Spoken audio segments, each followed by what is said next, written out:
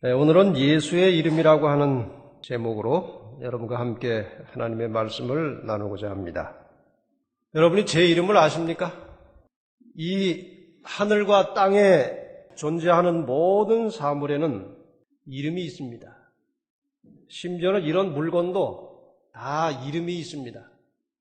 하나님께서 이 세상을 처음 창조하실 때에 하나님이 직접 지어주신 이름들이 여러 가지가 있고, 특별히 동물들의 이름은 아담이 지었습니다. 하나님께서는 어떤 의미에서 장명가이십니다. 이름을 짓는 분이십니다. 창세기를 읽어보시면 하나님께서 빛을 낮이라 칭하시고 그 빛에 이름을 주셨는데, 빛이 주관하는 그 때를 낮이라는 이름으로 지어주셨습니다.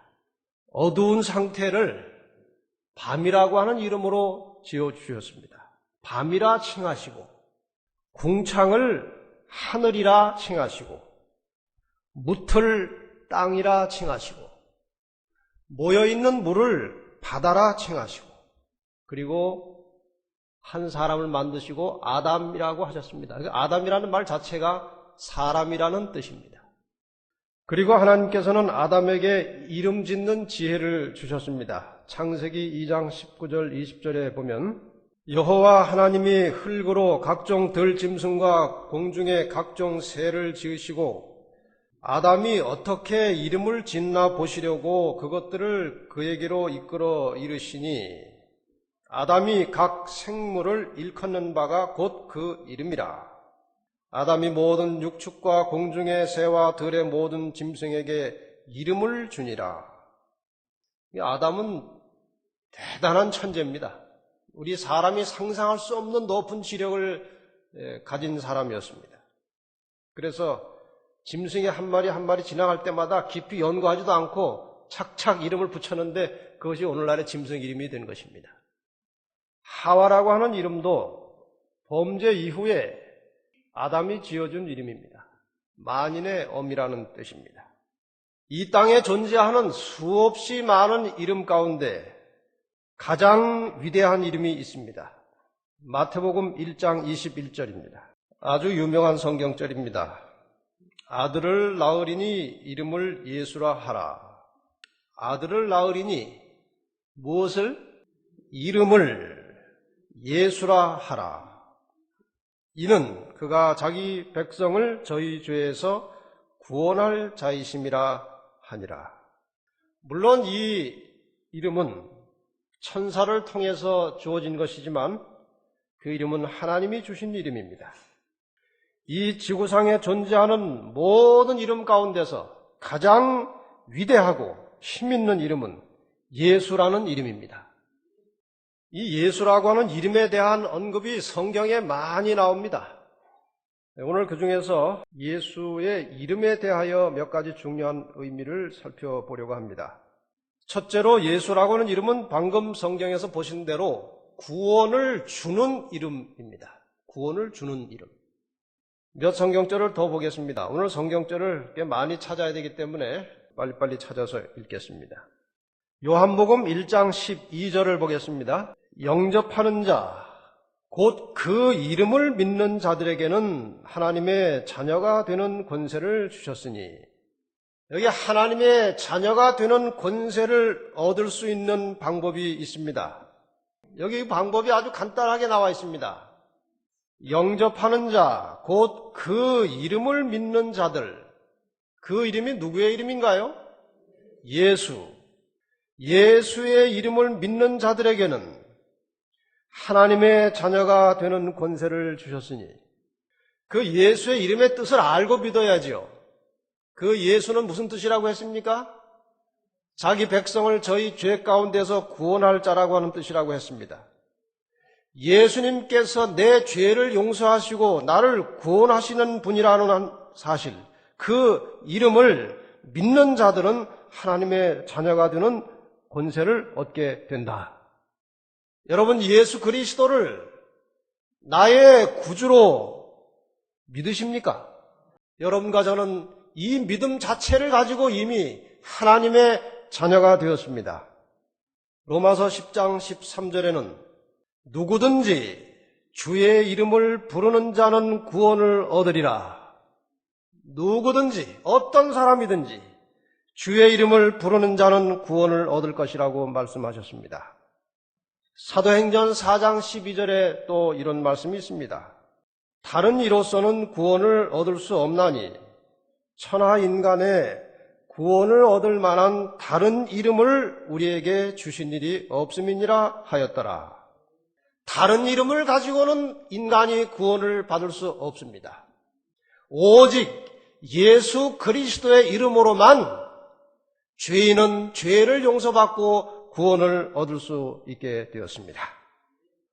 우리가 보통 사람의 이름을 들으면 아는 사람일 경우에 그 사람의 모습과 함께 그 사람이 어떤 사람이라는 것이 떠오릅니다. 여러분 주변에 어떤 사람의 이름이 들려오면 그 사람의 이름과 동시에 그가 어떻게 생겼다. 그리고 조금 더 깊이 알면 그는 어떤 사람이다. 그런 것이 떠오릅니다. 물론 그렇게 떠오르는 생각은 객관적인 부분도 있지만 대체로 주관적입니다. 이 말은 또 무슨 뜻인가? 어떤 사람에 대한 내 생각이 항상 옳은 것이 아닐 수도 있다는 겁니다. 그래서 우리는 다른 사람에 대한 자기의 생각, 특별히 부정적인 생각을 다른 사람에게 함부로 이야기해서는 안 됩니다. 이건 대단히 중요한 삶의 원리예요. 우리가 흔히 모여 앉으면 다른 사람의 좋은 점보다는 안 좋은 점을 집어서 말을 잘합니다. 근데 그것은 언제나 자기의 주관적인 생각이지 항상 옳은 것이 아니기 때문에 우리는 늘 다른 사람에 대하여 말하는 것에 대해서 조심하고 주의해야 합니다. 그런데 우리가 예수의 이름을 들을 때에는 그분이 어떤 분이라는 생각이 함께 떠오르지만 특별히 그 이름을 들을 때에 그 이름을 통해서 나온 어떤 능력, 힘을 감지하게 됩니다. 이것이 대단히 중요한 점이에요. 우리가 예수님의 이름을 들으면 그분을 보지 못했기 때문에 그냥 막연하게 그림에서 얼핏 본 그런 생각을 합니다. 그러나 그림은 정확하지 않은 겁니다. 그 그림에 보면 예수님이 이게 서양 사람처럼 생겼는데 사실은 예수님은 동양인입니다. 동양인. 어쨌든 그림은 부정확한 것이고 중요한 것은 우리가 그분의 이름을 들을 때에 그분이 어떤 분이라고 하는 것만 깨닫게 되는가 아니면 그분의 어떤 능력과 힘이 나에게 감지되어 오느냐 이것이 대단히 중요한 것입니다. 그분의 이름을 믿음으로 우리가 죄의 사함을 얻게 되었고 그분의 이름을 믿음으로 정죄함, 즉 죄의 결과인 죽음에서 우리는 벗어나게 된 것입니다. 이것은 대단히 위대한 능력이고 힘인 것입니다.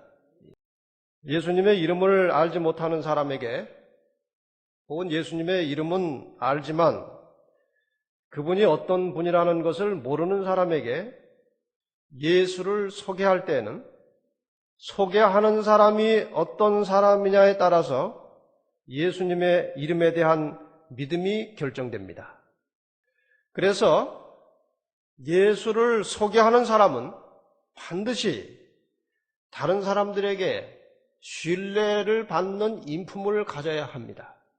항상 그 일을 위해서 기도하시기를 바랍니다. 우리 스스로 타고난 인간의 인격이나 본성을 가지고는 예수 그리스도를 증거할 만한 아무런 자질도 능력도 없는 존재들입니다. 우리가 예수 그리스도를 증거할 수 있는 것은 오직 성령께서 우리와 함께 역사하실 때에만 가능한 것입니다. 항상 성령께서 우리를 통해서 예수 그리스도를 소개할 수 있도록 늘 준비된 마음으로 살기 위해서 기도하고 전진하시기를 바랍니다. 그 다음에 또 한 가지, 예수라고 하는 이름은 그 이름 속에 우리와 함께 하신다는 뜻을 가지고 있습니다. 마태복음 1장 23절입니다. 보라, 처녀가 잉태하여 아들을 낳을 것이요 그 이름은 임마누엘이라 하리라 하셨으니 이를 번역한즉 하나님이 우리와 함께 계시다 함이라. 좀 전에는 아들을 낳으리니 이름을 예수라 하라고 되었습니다. 근데 지금 이 다른 성경절 2절 넘어간 23절에 보면 그 똑같은 예수라는 이름에 대해서 임마누엘이라 하리라. 그러니까 예수라는 이름이나 임마누엘이라는 이름이나 다 같은 분에 대한 이름입니다. 이를 번역한즉 무슨 뜻이라고요? 우리와 함께 계시다 함이라. 여러분과 저는 예수라는 이름을 들을 때 그분이 우리와 함께 계신다는 사실을 인식하시기 바랍니다. 마태복음 18장 20절에 예수님께서 친히 이렇게 말씀하셨습니다. 2-3 사람이 내 이름으로 모인 곳에는 나도 그들 중에 있느니라. 그렇다고 혼자 있을 때는 안 계신다는 말이 아니고 너희가 모여 있을 때 나도 거기 있다. 그런 뜻입니다. 우리가 삼위일체에 대하여 어떤 공부를 할 때에 하나님의 속성 중에 대단히 중요한 2가지 속성을 공부합니다. 하나는 전지전능, 모든 것을 아시고 모든 것을 하실 수 있는 분이다. 하나님이 그런 분이십니다. 또 한 가지는 무소부재, 말이 좀 옛날 말이라 어렵습니다만 무소, 그런 곳은 없다. 부재, 안 계신 곳은 없다. 하나님이 안 계신 곳은 없다는 말인데 이것은 모든 곳에 항상 동시에 계실 수 있다 그 뜻입니다. 그분은 예수 그리스도는 우리가 어디에 있든지 항상 우리와 함께 계시는 분입니다. 그것이 임마누엘이라고 하는 이름 속에 나타나 있습니다. 예수님께서 제자들을 이 땅에 두고 하늘로 가시면서 또 가시기 전에 그들에게 중대한 약속을 하셨습니다. 마태복음 28장 20절에 보면 볼지어다 내가 세상 끝날까지 너희와 항상 함께 있으리라. 내가 세상 끝날까지 너희와 항상 함께 있으리라. 지금 끝날이 왔습니까? 안 왔습니까? 아직 안 왔습니다. 아직도 주님은 우리와 함께 계십니다. 그렇습니까? 예수님께서 세상 끝날까지 너희와 항상 함께 있겠다고 말씀하셨습니다. 우리가 함께 모여서 영적인 대화를 나누고 영적인 사물에 대해서 공동의 관심을 가지고 기도할 때에 주님이 그 자리에 함께 계십니다. 예수님께 기도하기 위해서 모인 그곳에, 예수님에 대하여 배우기 위해서 모인 그곳에, 예수님을 다른 사람에게 전하기 위해서 모인 그곳에, 예수님을 찬양하고 그분의 이름을 찬양하고 그분께 예배하기 위해서 모인 곳에, 이러한 장소에, 이러한 모임에 하나님께서 우리와 함께 계시겠다고 약속하셨습니다. 그렇다면 이 자리에 주님이 계십니까? 주님의 이름으로 모인 곳에 늘 함께 하시겠다고 약속하신 그분께서 지금도 이 자리에 함께 하심을 믿으시고 감사와 찬양을 돌리시기를 바랍니다. 또 예수님의 이름은 이상하게도 세상이 싫어하는 이름입니다. 마태복음 10장 22절을 보겠습니다.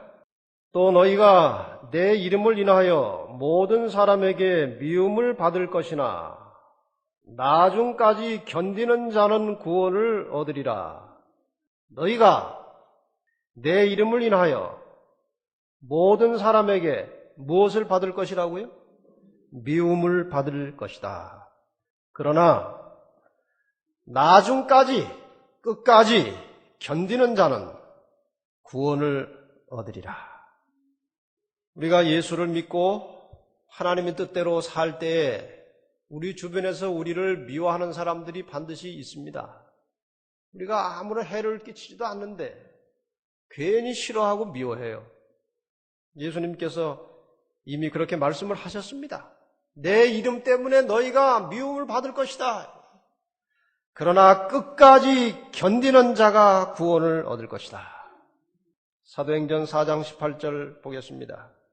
그들을 불러 경계하여 도무지 예수의 이름으로 말하지도 말고 가르치지도 말라 하니, 이 유대 관원들이 사도들을 불러다가 아주 혼을 내고 말하기를 앞으로는 절대 예수의 이름으로 말도 하지 말고 가르치지도 말라.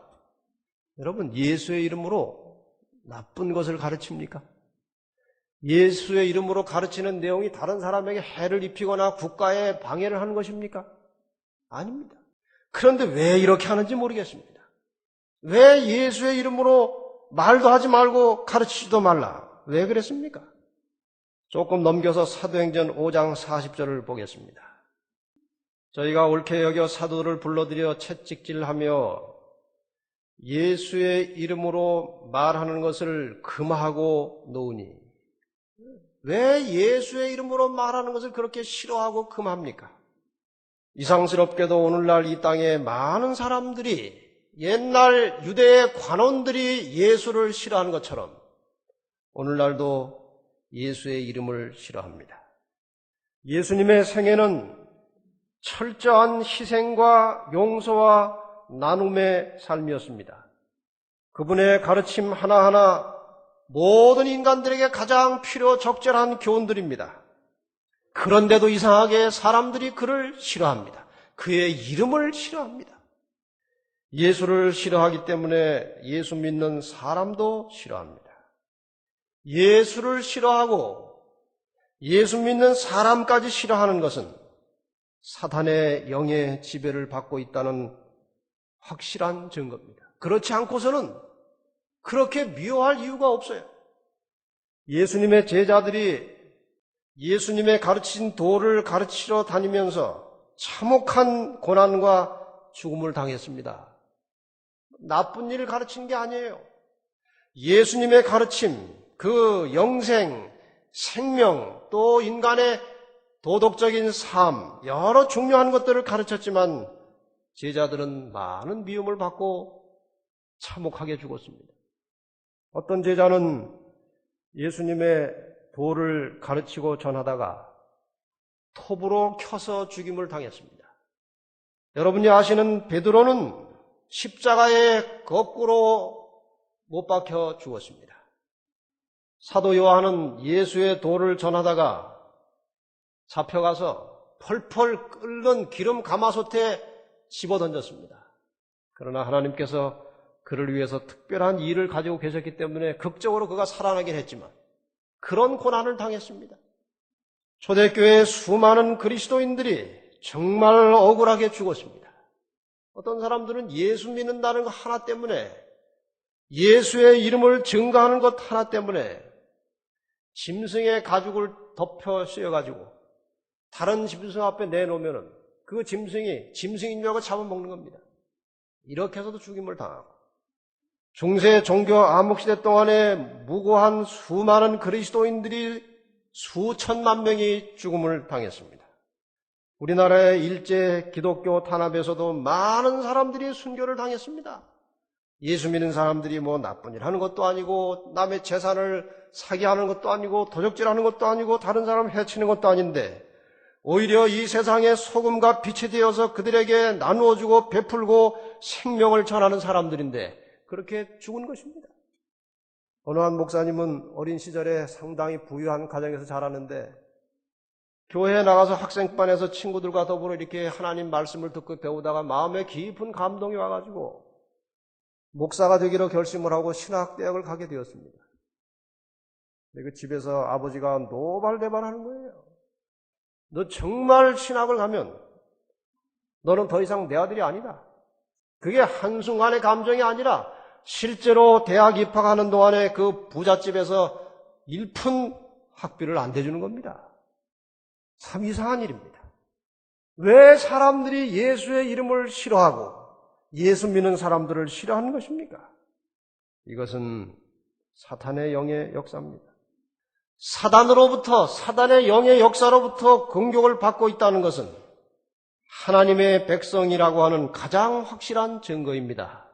여러분, 세상으로부터 예수의 이름 때문에 고난과 핍박과 어려움을 당할 때에 기뻐하시기를 바랍니다.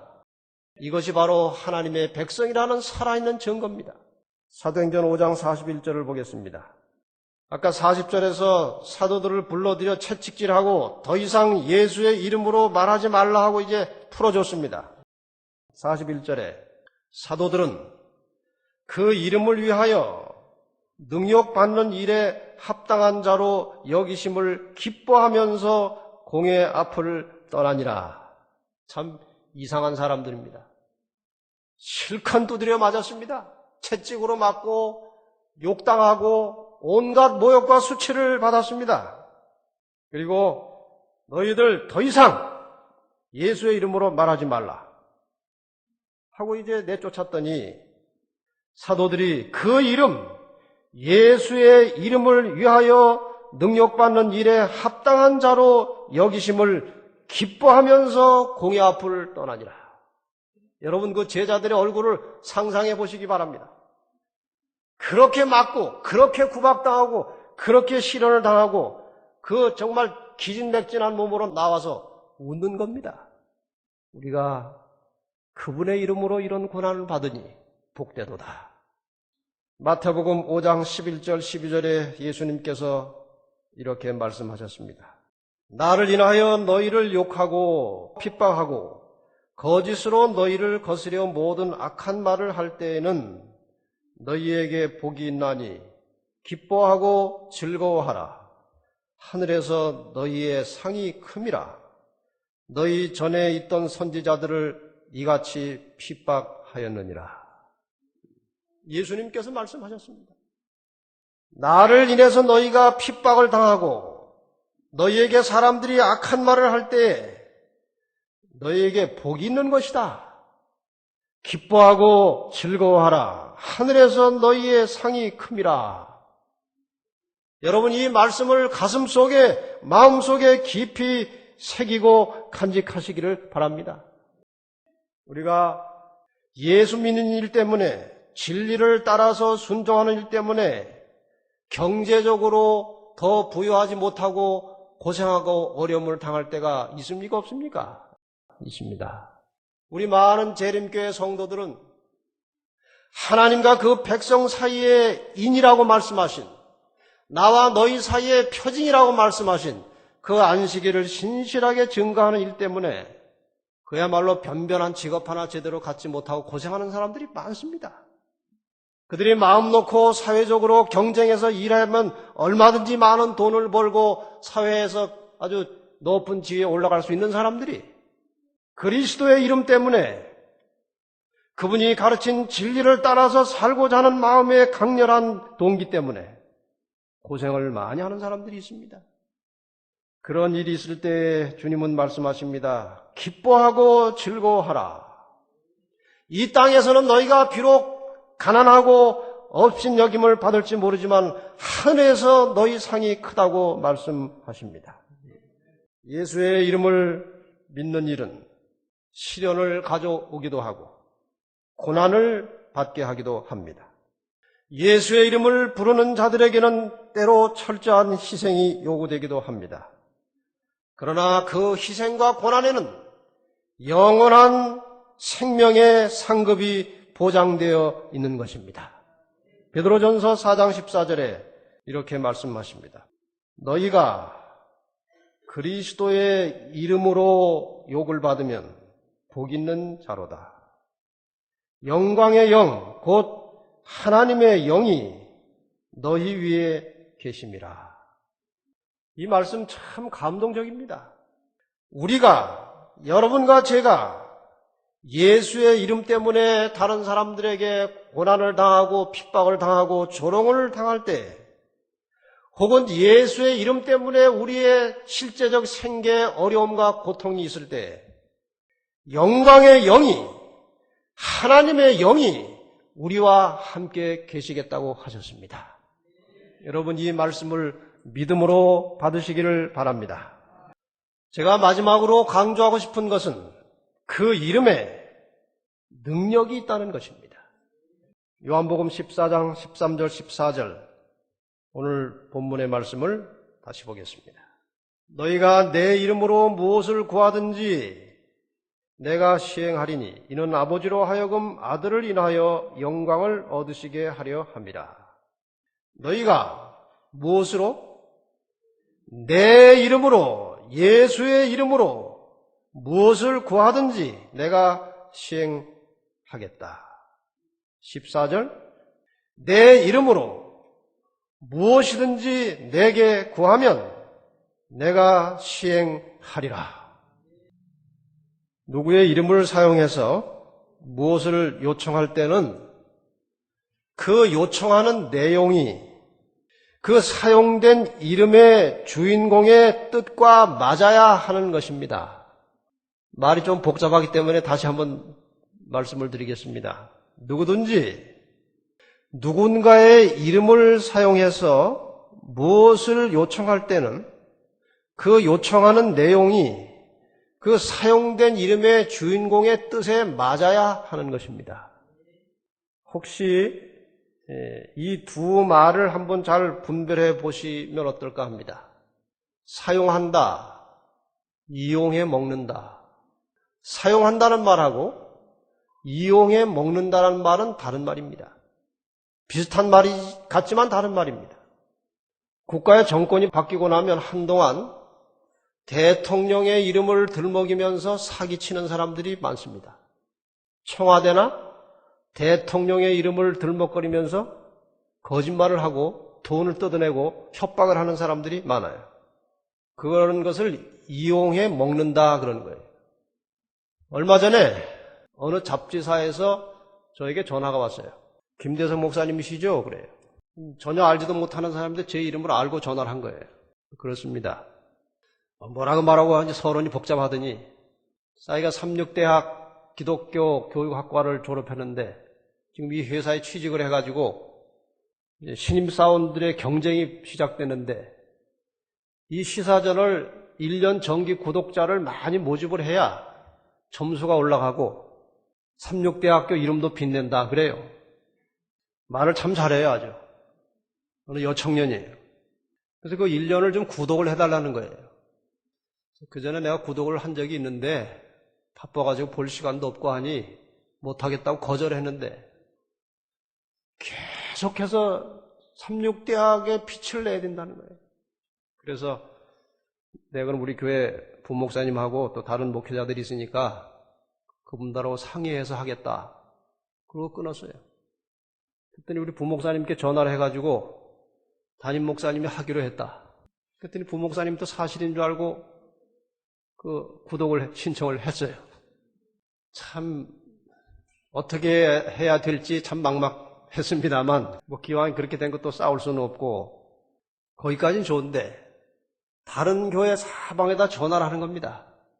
김대성 목사님도 구독을 했으니 목사님도 좀 하시면 어떨까요? 그거예요.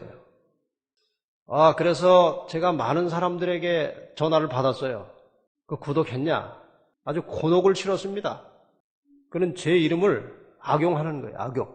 이용해 먹는 겁니다. 말 그대로. 그런데 자칫 잘못하면 우리 성도들도 그 예수님의 귀한 이름을 이용해 먹는 사람이 있다는 겁니다. 이 교회도 그런 사람 많이 찾아와요. 자기가 지방의 어느 교회 다니는 사람인데 지금 서울에 와서 내려가려고 하는데 차비가 떨어졌다. 3만 원만 보태달라. 그런 사람도 액수도 커요. 그냥 지나가는 그 거린들은 뭐 1,000원, 2,000원 주면 굉장히 고마워하는데 그 사람들은 제시하는 액수가 또 3만 원, 5만 원 그래요. 우리가 그 정도까지는 가지 않지만 우리의 실생활 속에서 예수의 이름을 가지고 다른 사람에게 잘못 사용함으로 예수님의 이름에 큰 피해를 주는 일들이 얼마나 많은지 모릅니다. 여러분과 제가 하는 말 하나하나가 우리의 행동 하나하나가 다 예수 그리스도의 이름과 관련되어 있다는 사실을 잊어버리지 마시기를 바랍니다.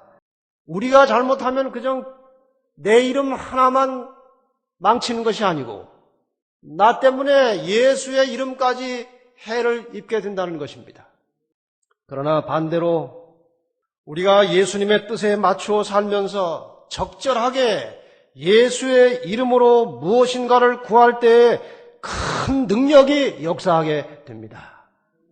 야고보 5장 16절에 보면 이런 귀한 약속의 말씀이 있습니다. 이러므로 너희 죄를 서로 고하며 병낫기를 위하여 서로 기도하라. 의인의 간구는 역사하는 힘이 많으니라. 너희가 서로 모여서 이야기를 나누고 자신의 허물을 구하고 서로 용서를 주고 받으면서 정결한 마음이 되어서 서로의 병 치료를 위해서 기도하라. 의인의 간구는 역사하는 힘이 많으니라. 어떤 분들은 이 구절을 읽으면서 나는 의인이 아니다. 그러므로 나는 아무리 기도를 드려도 기도에 힘이 없다. 그렇게 자포자기 하는 분들이 계십니다. 우리가 막연하게 생각하고 있는 의인과 하나님께서 판단하시는 의인은 다를 수 있습니다. 우리는 의인하면 그 말이나 행동에 흠이 없고 늘 마음이 순결하고 깨끗하고 항상 하나님의 뜻에 순종하면서 사는 사람을 상상합니다. 그러나 그런 사람은 지구상에 하나도 없습니다. 누구나 다 약점이 있고 허물이 있습니다. 하나님께서 어떤 사람을 의롭게 보시고 어떤 사람을 의인이라고 하시는가? 자신의 무력함, 내 스스로는 아무것도 할 수 없다고 하는 이 무력감을 아주 철저하게 느끼고 그래서 전심을 다하여 하나님을 신뢰할 때에 그 사람을 하나님께서는 의인으로 보십니다. 마음이 겸손한 사람, 현재는 부족하지만 자신의 삶을 언제나 하나님의 뜻에 맞추어서 살기를 희망하고 원하는 사람, 그런 사람을 하나님께서 의인이라고 해주십니다. 우리는 스스로 의인이 아무도 없기 때문에 하나님께서 의인이라고 판결을 내려주셔야 의인이 되는 것입니다. 하나님의 판결로 의인이 되는 사람은 스스로의 행위가 옳은 사람이 아니라 스스로는 아무것도 할 수 없는 무력한 사람인 것을 솔직하게 인정하고 겸비한 심령으로 그리스도를 의지할 때에 하나님께서 그를 의인이라고 선언하십니다. 이런 사람, 정말 겸비한 심령으로 하나님께 기도할 때에 그 기도에 역사하는 힘이 크다는 것입니다. 그 다음에 야고보서 4장 2절 3절에 보면 또 이런 말씀이 있습니다. 너희가 욕심을 내어도 얻지 못하고 살인하고 시기하여도 능히 취하지 못하나니 너희가 다투고 싸우는도다. 이 말에 대해서 이제 해석이 여러 가지가 있습니다만은 1차적으로 무슨 뜻인가 하면은 이것은 너희가 인간적으로 욕심을 아무리 내도 그것이 충족되느냐? 됩니까? 안 됩니까? 안 됩니다. 살인하고 시기해도 능히 취하지 못하나니 살인은 꼭 사람을 죽이는 것뿐이 아니고 성경에서 말하는 살인은 사람을 미워하는 것도 살인이라고 했습니다. 사람을 미워하고 시기하고 질투해봐야 그것으로 너희의 뜻이 이루어질 수 있는 것도 아니다. 너희가 시기한다고 그 시기하는 사람만큼 너희가 될 수 있느냐? 안 된다. 그런데도 어떻게 그렇게 다투고 싸우느냐? 그런 권고예요. 그 다음에 하신 말씀이 이것입니다. 너희가 얻지 못함은 구하지 아니하며 구하여도 받지 못함은 정욕으로 쓰려고 잘못 구함이니라. 여러분의 마음에 어떤 소원이 있으십니까? 그런 마음의 소원을 성취하지 못하는 것은 구하지 아니하며 열심히 열렬하게 간절하게 기도하지 않기 때문에 그런 것이요. 구하여도 받지 못함은 정욕으로 쓰려고 잘못 구함이니라. 자기 욕심 따라서 우리가 그분의 이름으로 기도할 때는 그분의 뜻에 맞추어서 기도를 해야 되는데 자기의 욕심을 따라서 기도할 때 그 기도는 아무런 힘이 없다는 것입니다. 기도하는 사람의 마음이 정결하고 그 구하는 내용이나 목적이 하나님의 뜻에 합당하게 될 때 놀라운 능력이 역사하게 되는 것입니다. 사도행전 3장 6절로 8절에 나오는 이야기를 드리고 말씀을 마치겠습니다. 베드로가 요한과 함께 성전으로 기도 시간이 되어서 올라가고 있었습니다. 그 성전 미문에 선천적으로 안진뱅이 된 사람이 앉아서 구걸을 하고 있었습니다. 이제 이 베드로와 요한이 성전을 향해서 올라가고 있을 때 그 안진뱅이가 그들에게 구걸을 했습니다. 돈 한 푼, 돈 몇 푼 받아서 그저 하루나 이틀 먹고 살기 위해서 구걸을 한 것입니다. 이때 베드로가 이렇게 말했습니다. 베드로가 가로되 은과 금은 내게 없거니와, 지금 네가 요구하는 은과 금은 내게 없다. 내게 있는 것으로 내게 주노니 곧 나사렛 예수 그리스도의 이름으로 걸으라 하고 오른손을 잡아 일으키니 발과 발목이 곧 힘을 얻고 뛰어서서 걸으며 그들과 함께 성전으로 들어가면서 걷기도 하고 뛰기도 하며 하나님을 찬미하니. 여러분, 누구의 이름으로 명령했습니까? 나사렛 예수 그리스도의 이름으로 명하노니 걸으라. 거기에 놀라운 역사가 일어났습니다. 안진뱅이가 일어난 것입니다. 예수의 이름이 바르게 사용될 때, 예수의 이름이 겸비한 의인들의 입을 통해서 사용될 때 놀라운 능력과 힘이 역사하게 되는 것입니다. 예수님께서 약속하셨습니다. 내 이름으로 무엇이든지 내게 구하면 내가 시행하리라. 그분의 이름만 가지고도 큰 역사가 일어납니다. 그러나 그 이름을 사용하는 사람의 상태와 구하는 내용에 따라서 능력이 나타나기도 하고 능력이 역사하지 않기도 합니다. 그런데 여러분, 그분이 직접 친히 말씀하시면 얼마나 놀라운 일이 일어나겠습니까? 그의 백성들이 그분의 이름을 가지고 구해도 큰 역사가 일어나는데 그분이 직접 친히 말씀하시면 엄청난 일이 일어날 것입니다.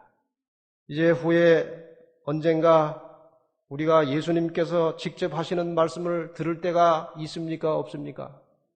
예수님이 직접 하시는 말씀을 우리가 언제 들을 수 있습니까? 지금으로부터 최초로 예수님께서 재림하시는 날 그분이 친히 말씀하실 것입니다.